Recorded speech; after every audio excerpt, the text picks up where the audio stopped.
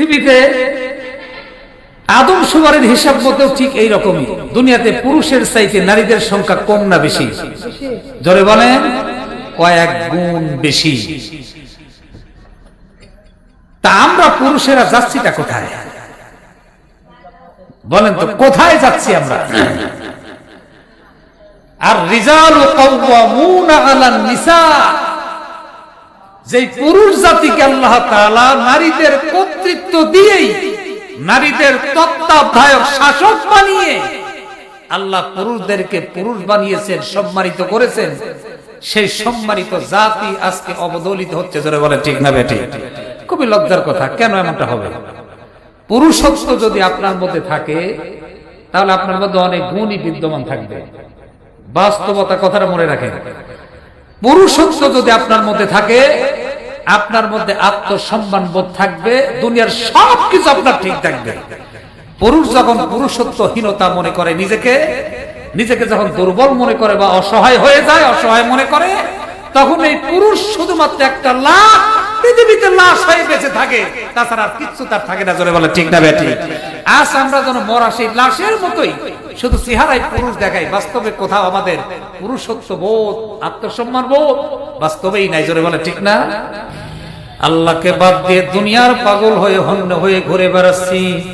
একজন লোক যদি একটি কথা বোঝে, আল্লাহর জন্য শোনে, এটা হবে আপনার জন্য কল্যাণ, আমাদের এই মাহফিলটা হবে আল্লাহর জন্য সার্থক। জোরে বলেন ঠিক না বেঠি?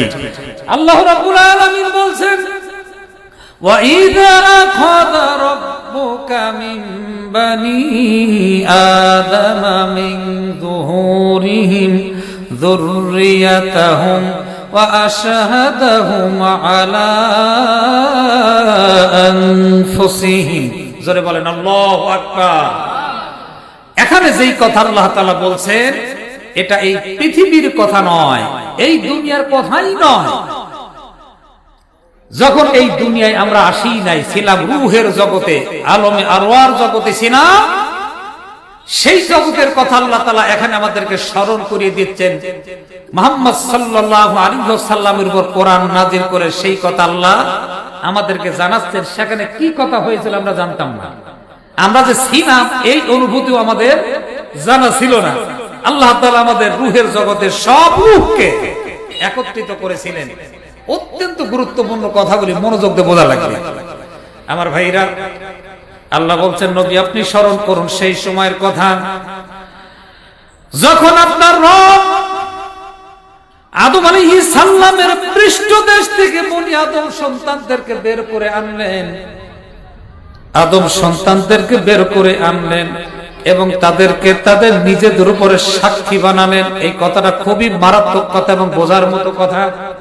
এই ওয়াজ আমরা জীবনে অনেকবার শুনেছি, কিন্তু আসলে বুঝি নাই, যার কারণে আমাদের জীবনেরও কোনো মোড় পরিবর্তন হয় নাই। ওয়াজ শোনার পরেও আল্লাহ বলছেন, ওয়া আশহাদাহুম আলা আনফুসিহিম, আমি তাদেরকে একত্রিত করে তাদের নিজেদের উপরে নিজেদেরকে সাক্ষী বানালাম। জোরে বলেন আল্লাহু আকবার। কথাটা কতটা ভয়ানক এবং কতটা কঠিন ভালো করে বোঝেন, যে আপনার ব্যাপারে আপনার আল্লাহ আপনাকে সাক্ষী বানিয়ে আপনার কাছ থেকে ওয়াদা নেওয়া হচ্ছে। কথা কি বুঝতেছেন? কতটা কঠিন কথা। আমাদেরকে আল্লাহ তাআলা আমাদের উপরে সাক্ষী বানালেন। এর উপরে আমার আল্লাহ তাআলা পৃথিবীর সব মানুষদেরকে ডেকে একসাথে করে বললেন, আলাস্তু বিরব্বিকুম, আমি কি তোমাদের রব নই? আমি কি তোমাদের প্রভু বা পালন কর্তা নই? জোরে বলেন আল্লাহু আকবার। ও আমার বন্ধুগণ, আগের কথাটি যদি বুঝে থাকেন, আল্লাহ আমাদেরকে নিজেদের উপর সাক্ষী বানিয়েছেন, এই কথাটা ভালো করে মনে রাখেন। আল্লাহ কি করেছেন বলেন তো? আমাদের নিজেদের উপরে নিজেদেরকে সাক্ষী বানাইছেন। সাক্ষী বানানোর পরে আমার আল্লাহ তাআলা জিজ্ঞাসা করেছেন যে, আলাস্তু বিরব্বিকুম, আমি কি তোমাদের রব নই, তোমাদের প্রভু নই? আমার ভাইরা, সেদিন প্রত্যেক মানুষেরাই কিয়ামত পর্যন্ত যত মানুষ পৃথিবীতে আসবে, আদম আলাইহিস সালাম থেকে শুরু করে আম্বিয়া আলাইহিস সালাম সহ সব মানুষেরাই একমাত্র আদম আলাইহিস সালামের সন্তান। পৃথিবীর সকল মানুষ। আমাদের আদি পিতার নাম কি? আদম আলাইহিস সালাম। জোরে বলেন কি? পৃথিবীতে আজকে যারা মুসলিম অথবা নন মুসলিম, সকলেই কার সন্তান? আদম আলাইহিস সালামের সন্তান। আমাদের বাবার নাম কি? হযরত আদম আলাইহিস সালাম। তাহলে এক বাপের সন্তান হয়ে এক মায়ের সন্তান হওয়ার পরে ক্ষমতার জন্য কেন আজকে দুনিয়াতে এত দলাদলি লাফালাফি করে নিজেদের মধ্যে সম্পর্কের অবনতি ঘটাচ্ছে? নিশ্চয়ই এটা কোন মুসলমানের পরিচয় নয়। যারা বলে ঠিক না, নিশ্চয়ই নয়। সম্মানিত ভাইয়েরা, খুবই গুরুত্বের সাথে কথাগুলি বুঝবেন। আল্লাহ তাআলা আমাদের সাক্ষী বানিয়ে জিজ্ঞাসা করলেন, তোমাদের রব কি আমি নই? তোমাদের প্রভু নই?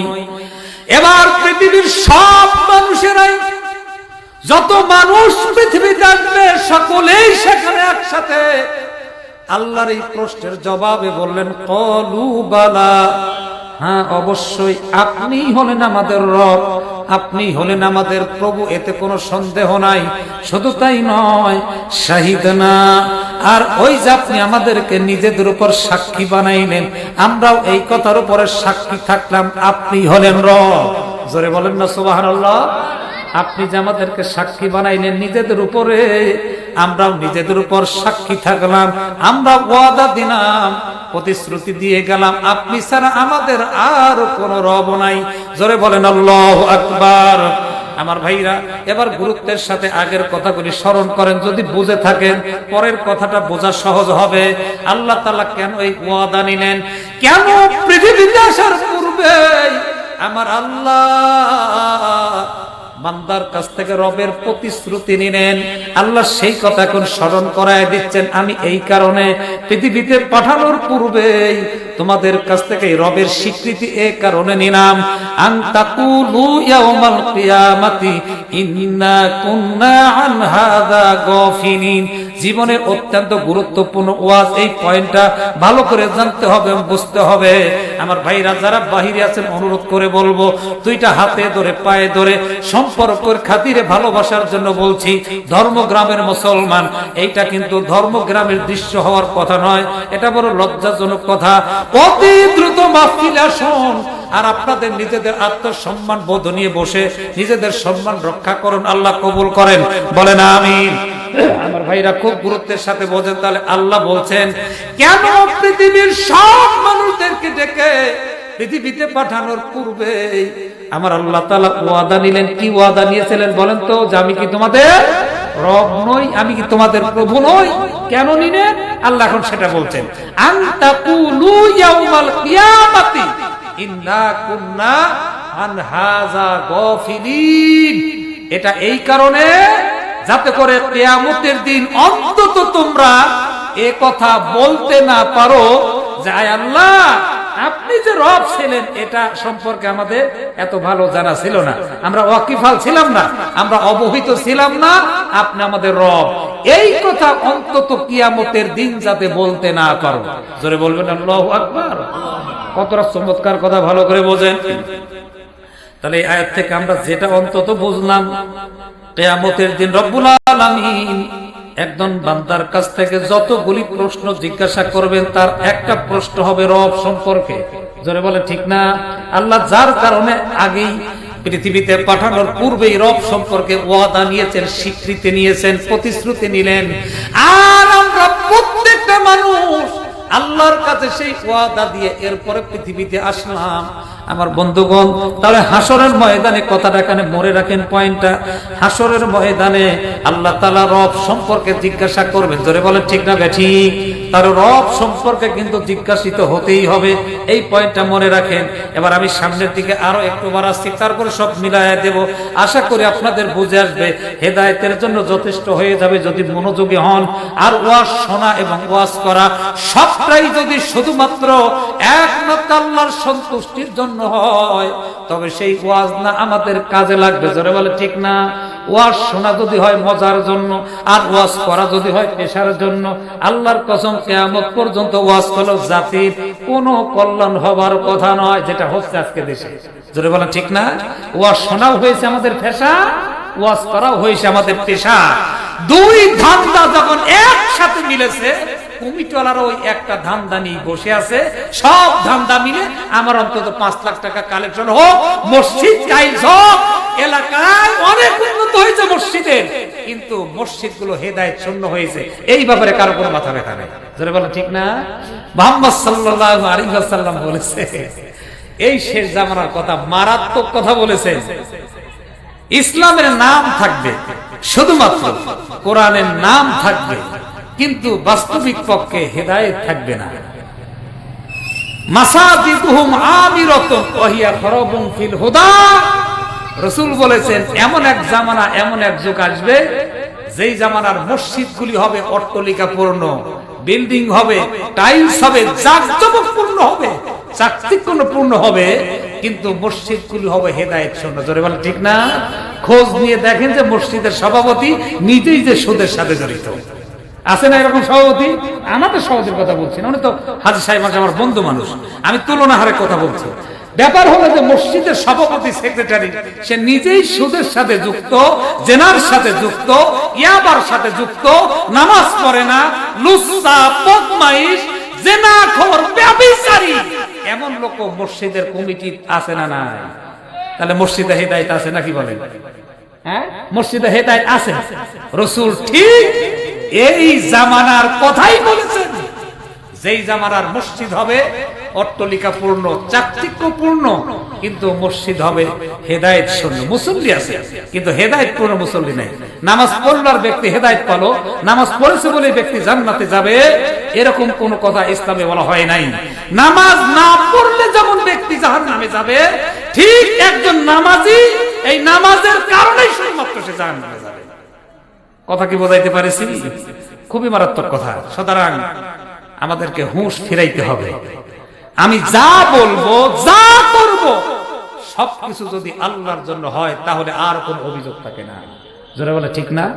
এই খালেস নিয়ত, এরকম অন্তর কি কলবিন সালিম, আমরা এই রকম অন্তর কি তৈরি করতে পারি না আল্লাহর জন্য? জোরে বলেন পারি কিনা? তাহলে নাজাতের জন্য বেশি কিছু লাগে না। রাসূল বলেছেন, আখলিস দীনাকা ইয়াকফিকাল আমালুল কলিল। তুমি তোমার ঈমানকে, দ্বীনকে একেবারে পরিপূর্ণ খাঁটি করে দাও।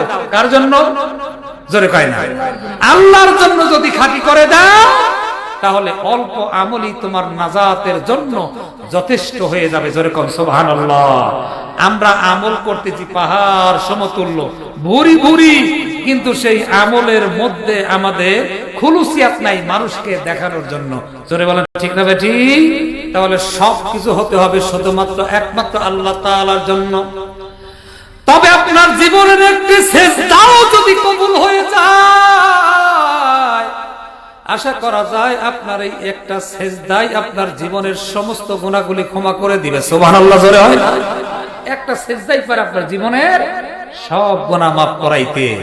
কিন্তু হাজারো সেজদা করেছি, পাহাড় সম আমল করেছি, কিন্তু কোনোটাই যদি আল্লাহর জন্য না হয়, তাহলে আমাদের সেজদা আল্লাহর কাছে পৌঁছাবে না। যারা বলে ঠিক না?